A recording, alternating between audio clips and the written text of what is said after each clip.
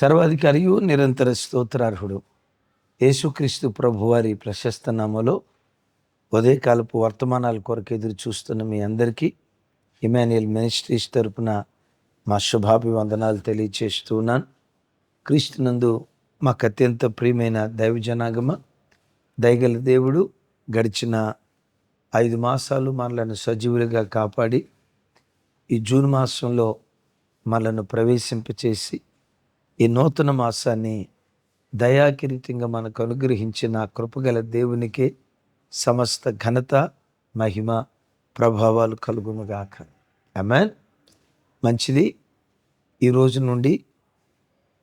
ఈరోజు రేపు 2 దినాలు మన ఇమాన్యుయల్ మినిస్ట్రీ సెంట్రల్ మందిరంలో మెగా యూత్ కాన్ఫరెన్స్.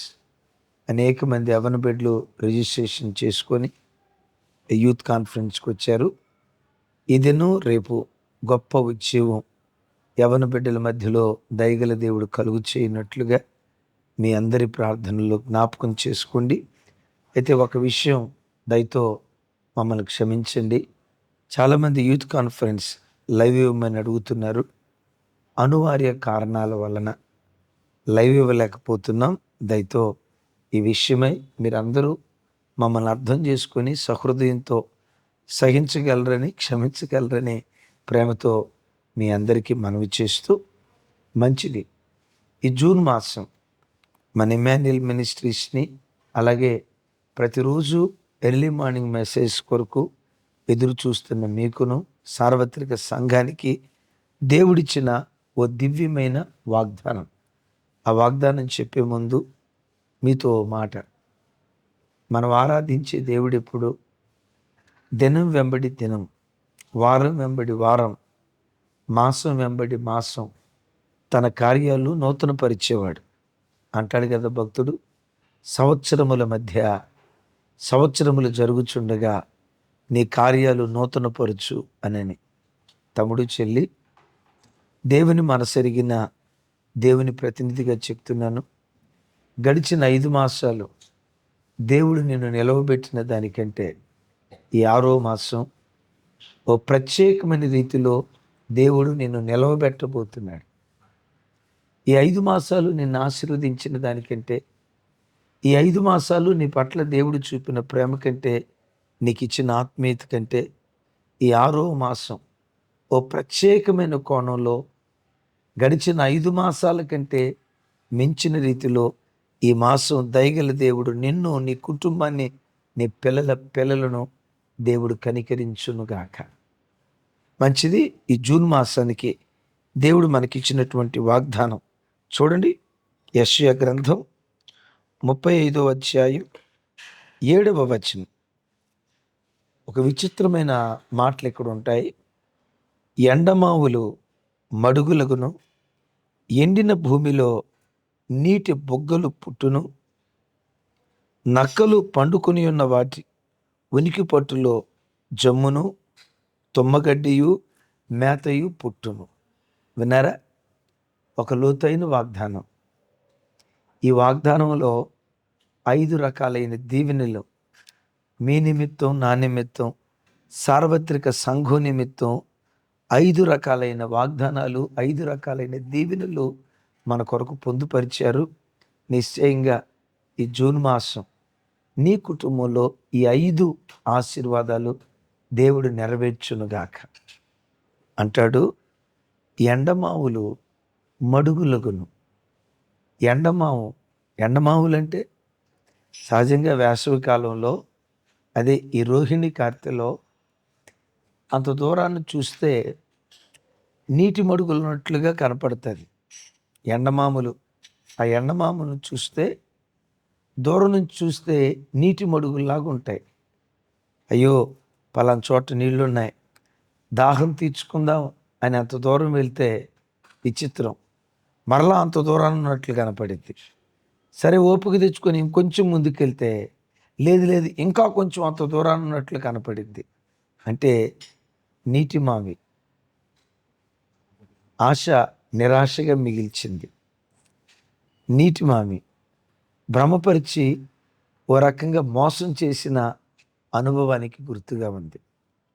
గడిచిన 5 మాసాలు నీ ప్రయాణం అందినట్టే అంది ఆ ఉద్యోగం, దొరికినట్టే దొరికి ఆ ఉద్యోగం పొందుకున్నట్లుగానే పొందుకొని తెలియకుండా అది నీకు దూరం అయిపోయిందా? ఆశలన్నీ ఆవిరైపోయి ఏది ఆశపడ్డావో ఆ ఆశ నెరవేర్చని నెలలుగా గడిచిన 5 మాసాలు మిగిలిపోయాయా? తమ్ముడా, చెల్లి, అక్క, అన్న, నా దేవుని మాట ఇది, నేను చెప్తున్న మాట కాదుగా. దేవుడు లేఖనాలలో సెలవిచ్చిన మాట. గడిచిన దినాల్లో ఏ ఆశలన్నీ ఎండమావిగా మిగిలిపోయాయో యేసు నామం పేరిట ఈ జూన్ నెల నీ ఆశ తీర్చబడిన నెలగా, నీ మనోభిలాష నెరవేర్చబడిన నెలగా, నీ హృదయపు వాంఛ తీర్చబడిన నెలగా, యేసు నామం పేరిట ఆశలు తీర్చబడిన నెలగా ఈ జూన్ మాసాన్ని దేవుడు చేయబోతున్నాడు. ఎంత అద్భుతమైన మాట చూడండి. ఎండమావులు మడుగులవుతాయి. ఎండమావులు మడుగులు అవటం ఎప్పుడైనా చూసారా?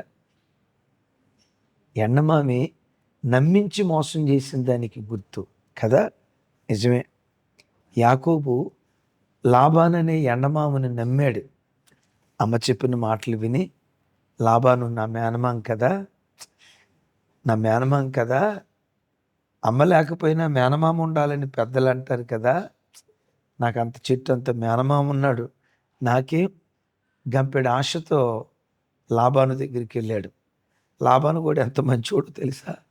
యాకోబు వచ్చిన మొట్టమొదటి రోజు అవ్వమ్మను చూసి ఆదాము ఏ పాట పాడాడో ఇంచుమించు అలాంటి అద్భుతమైన పాట పాడాడు.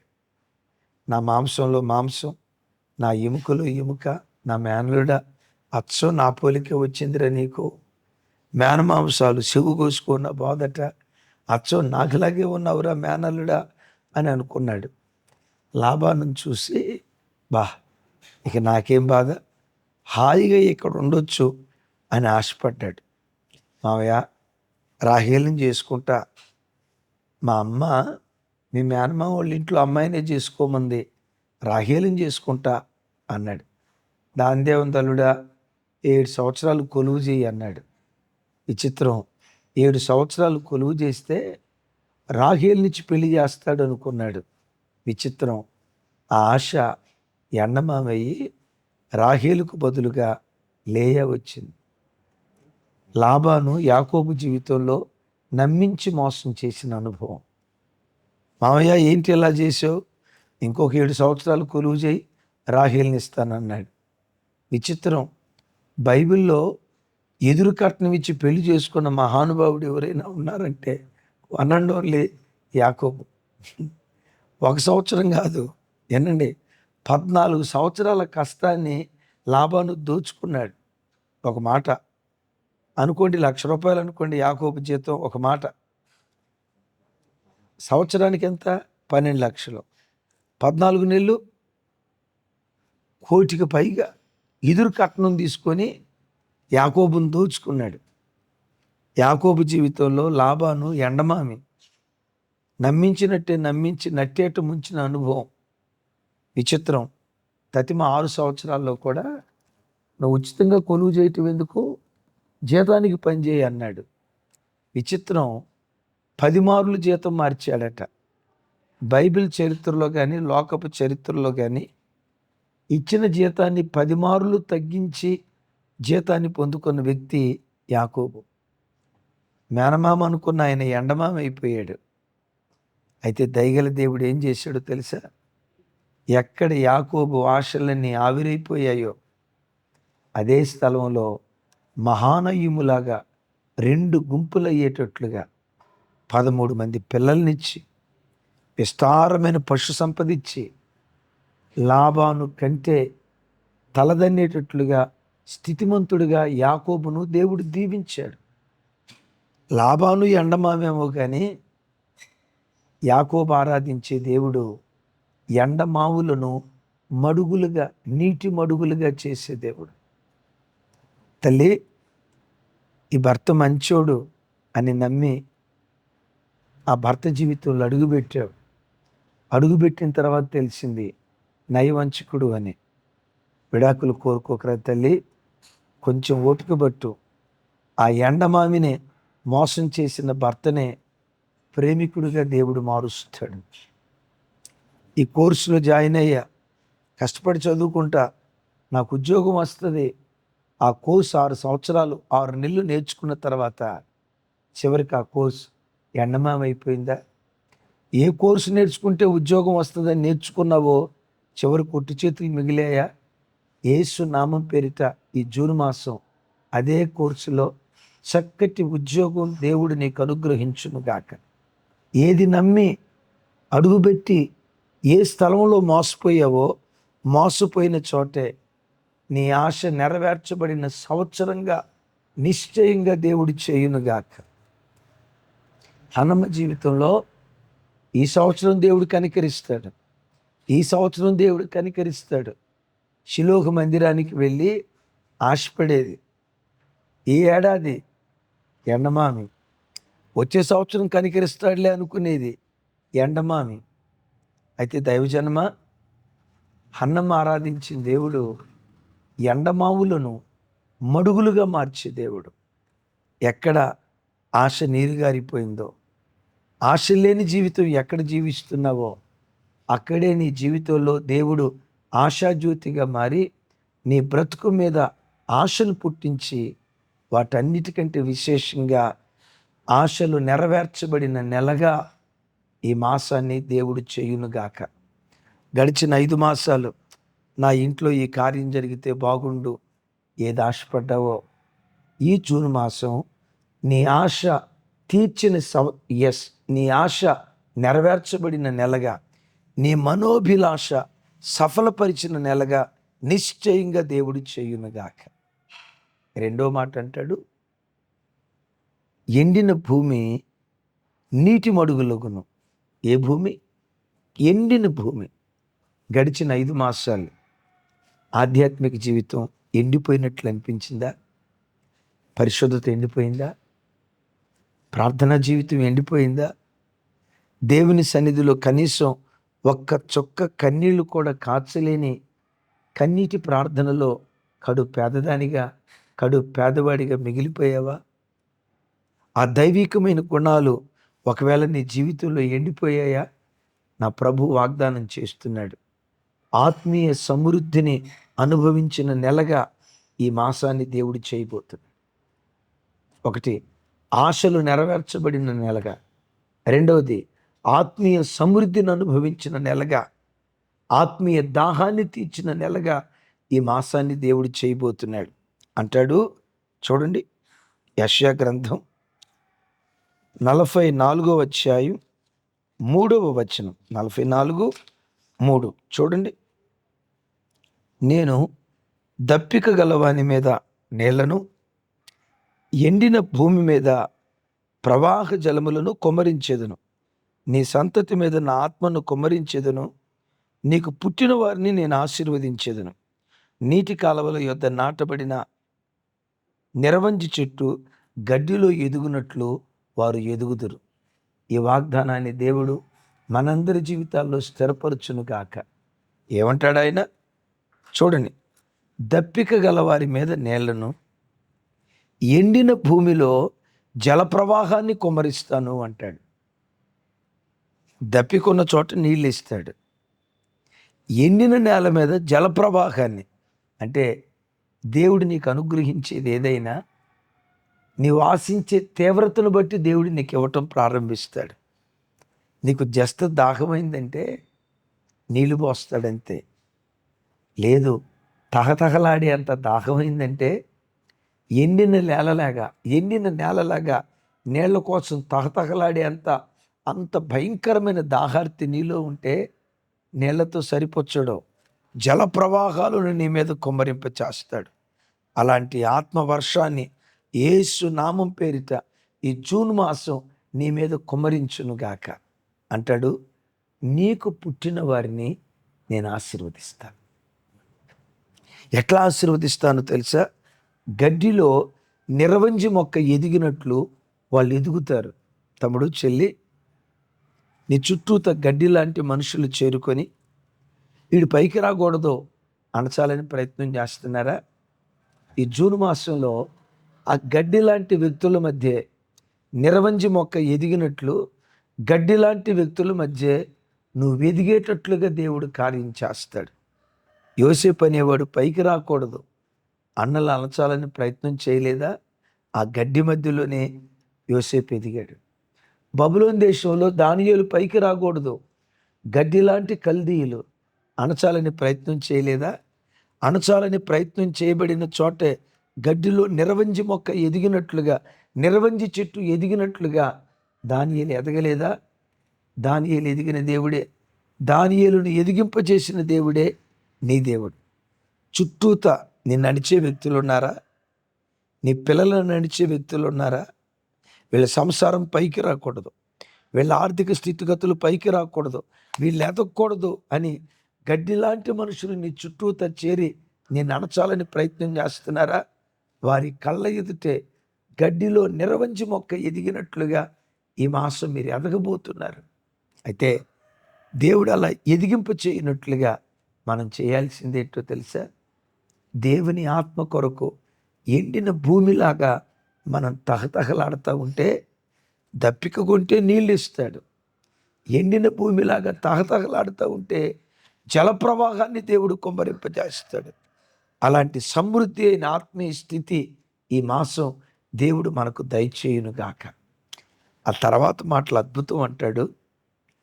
నక్కలున్న ఉనికి పట్టును, నక్కలున్న ఉనికి పట్టులో జమ్మును, తొంగగడ్డియు, పచ్చికయు మొలుచును అంటాడు. చూడండి ఆ మాట.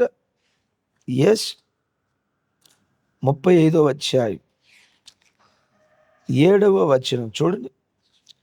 35:7 ఏమంటాడు? నక్కలు పండుకొని ఉన్న వాటి ఉనికి పట్టులో జమ్మును, తొంగగడ్డియు, మేతయు పుట్టును. ఒకప్పుడు అక్కడ ఏం పండుకున్నాయి? నక్కలు. నక్కలు ఎక్కడ పండుకుంటాయి? బైబిల్లో చూస్తాం, పాడైన స్థలాల్లో పండుకుంటాయట. విన్నారా? ఒకప్పుడు పాడైపోయిన ఆ నక్కలున్న స్థలంలో జమ్ము పుట్టును, జమ్ము పెరుగుతుంది అంటాడు. చూడండి అన్నమాట.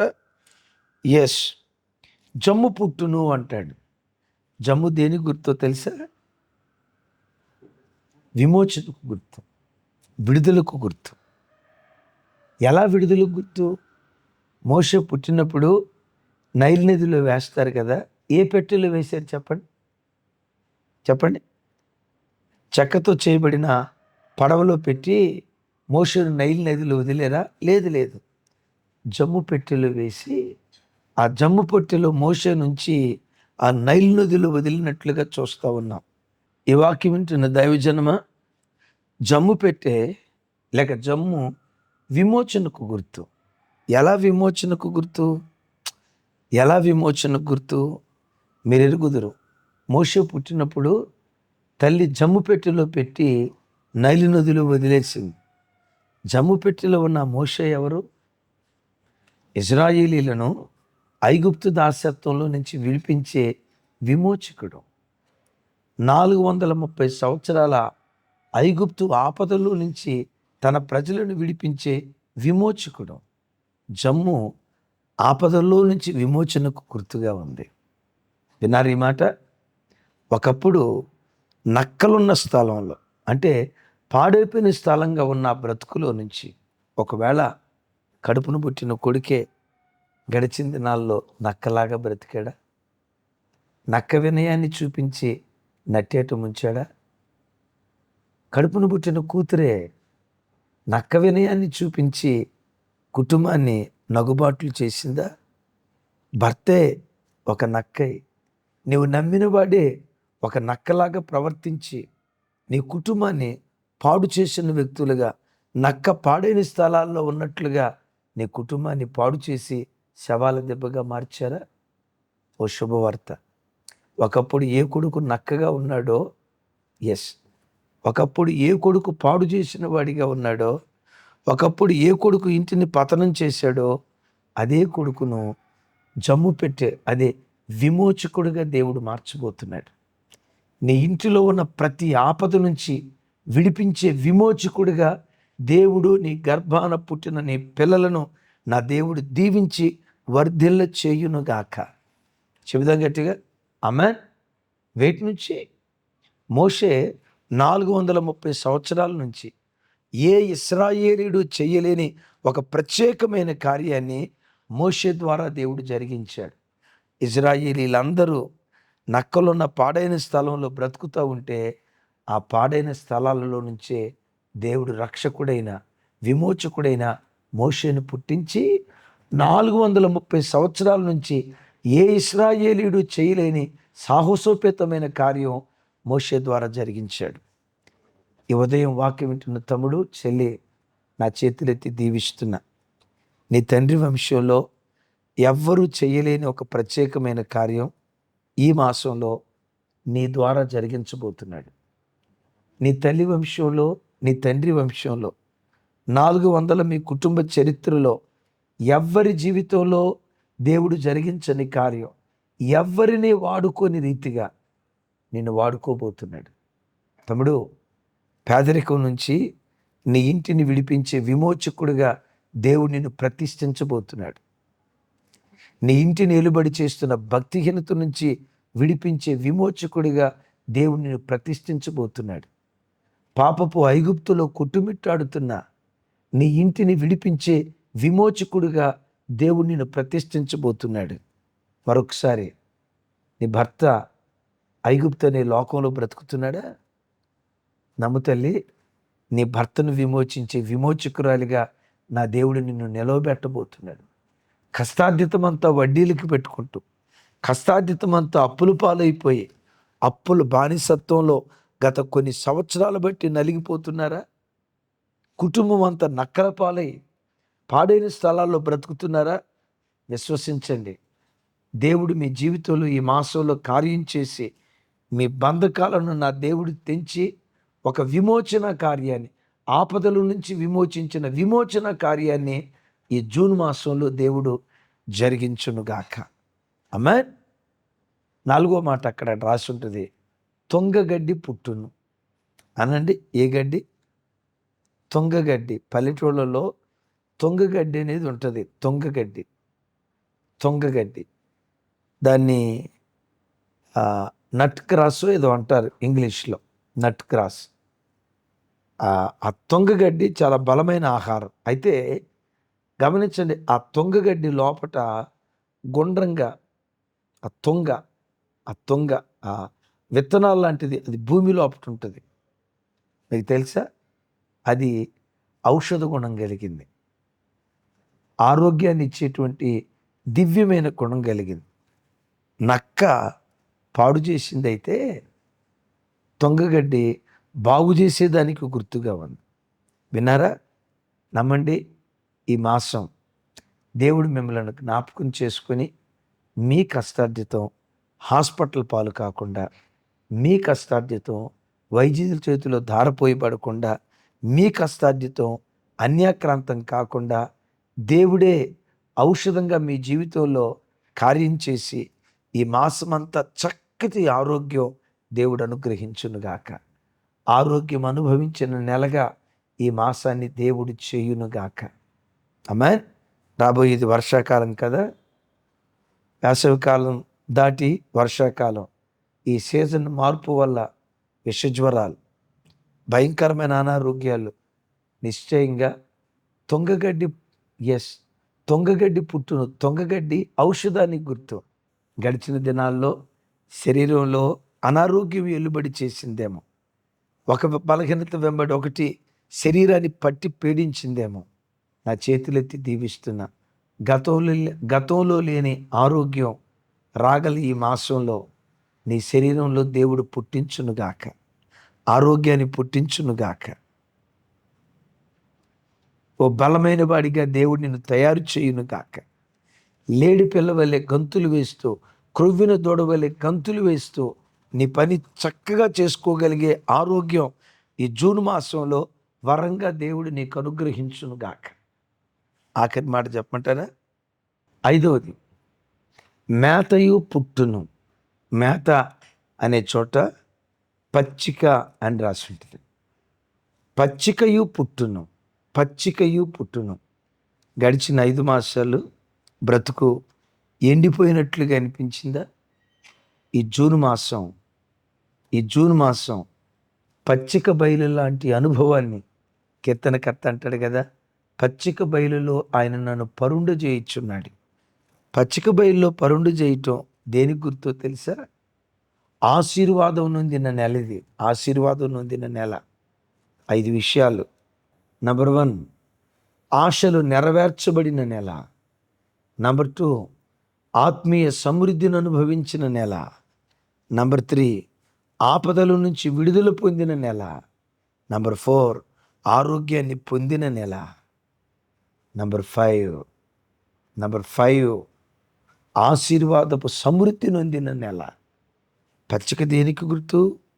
యేసుక్రీస్తు వారు 5 రొట్టెలు 2 చేపలు పంచిపెట్టేటప్పుడు పచ్చిక మీద కూర్చోమన్నాడు. చేతిలో ఉన్న వాటిని ఆశీర్వదించాడు. వాళ్ళందరూ తృప్తిగా తినగా ఇంకా 12 గంపలు మిగిలాయి. తమ్ముడు, చెల్లి, నమ్మండి, ఈ జూన్ మాసం నీ చేతిలో ఉన్న దాన్ని దేవుడు దీవించబోతున్నాడు. నీ చేతిలో ఉన్న ఉద్యోగాన్ని, నీ చేతిలో ఉన్న వ్యాపారాన్ని, నీ చేతిలో ఉన్న చేతి పనిని, నీ చేతిలో ఉన్న సర్టిఫికెట్ని, నీ చేతిలో ఉన్న క్వాలిఫికేషన్ని దేవుడు దీవించి నువ్వు తృప్తిగా తినగా ప్రతి నెల మిగిలేటట్లుగా ఈ మాసం దేవుడు నిశ్చయంగా నీ జీవితంలో కార్యం చేయునుగాక. 5 రకాలైన ఆశీర్వాదాలు నిశ్చయంగా. గడిచిన కాలమంతా వాళ్ళని నమ్మి వీళ్ళని నమ్మి బ్రతుకంతా ఎండమావైపోయిందేమో. ఎక్కడ మోసపోయావో, ఎక్కడ ఆశలు పతనమైపోయాయో అక్కడే ఈ జూన్ మాసంలో మడుగులను దేవుడు పుట్టించబోతున్నాడు. నీటి మడుగులుగా దేవుడు మార్చబోతున్నాడు. ఈ మాసమంతా నీ కుటుంబం, దేవుడు నీకు ఇచ్చిన పిల్లలు, నీ ఆత్మీయ స్థితి, నీ ప్రార్థన జీవితం ఒక పచ్చిక బయలులాగా దేవుడు చేయునుగాక. చిన్న ప్రార్థన చేస్తేనే ఈ వాగ్దానం మనందరి జీవితాల్లో నెరవేర్చబడినట్లుగా ఎండమావులు మడుగులగును, ఎండిన భూమిలో నీటి ఓటలు పుట్టును. చూసాం కదా, నక్కలున్న స్థలంలో జమ్ము, నక్కలున్న స్థలంలో తొంగగడ్డి, నక్కలున్న స్థలంలో పచ్చిక బయలు పుట్టును. ఈ 5 ఆశీర్వాదాలు మన ఇంట్లో దేవుడు పుట్టించినట్లుగా వాగ్దానం మీద చేయబెడదాం. ప్రార్థన. సర్వశక్తి గల తండ్రి, సకల ఆశీర్వాదాలకు కారణభూతుడా, మాతో మీరు మాట్లాడిన శ్రేష్టమైన మాటలకై స్తోత్రాలు. నిశ్చయంగా ఈ జూన్ మాసం ఆశలు నెరవేర్చబడిన మాసంగా మీరు చేయుదురుగాక. ఆత్మీయ సమృద్ధిని అనుభవించిన మాసంగా మీరు చేయుదురుగాక. అవును ప్రభువా, ఆపదల నుంచి విడిపించిన నెలగా, అవును నాయన, ఒక్కొక్క బిడ్డను మీరు జ్ఞాపకం చేసుకొని ఆరోగ్యము నొందిన మాసంగా, ఆశీర్వాదము నొందిన మాసంగా ఒక్కొక్క బిడ్డకు దయా కిరీటంగా ధరింప చేయండి. బిడ్డల ప్రయాణాల్లో తోడుగా ఉండండి. ఉద్యోగ వ్యాపారాల్లో తోడుగా ఉండండి. నా చేతులెత్తి నీ ప్రజలను దీవిస్తున్నాను. ఈ జూన్ మాసంలో నీ పిల్లల ఆశలు మీరు తీర్చబోతున్నందుకు స్తోత్రాలు. ఆశలు సఫలీకృతం చేసిన మాసంగా మీరు చేసినందుకు నేను స్తుతిస్తూ సమస్త ఘనత, మహిమ, ప్రభావాలు మీకే ఆరోపిస్తూ యేసు నామం పేరిట ప్రార్థించి స్తుతించి పొంది ఉన్నాం తండ్రి. తండ్రి అయిన దేవుని ప్రేమ, కుమారుడైన యేసుక్రీస్తు వారి దివ్య కృప, పరిశుద్ధాత్మ దేవుని సహవాసం మనకు సకల పరిశుద్ధులకు సదా తోడయుండి నడిపించునుగాక. ఆమేన్. Thank you. కృపా సమాధానాలు మనందరికీ తోడయుండునుగాక. విన్న వాగ్దాన సందేశం అనేకులకు షేర్ చేయండి. ఆ వాగ్దానాన్ని పట్టుకొని అనేకులు బలపడినట్లుగా ప్రోత్సహించగలరు. Thank you. May God bless you all.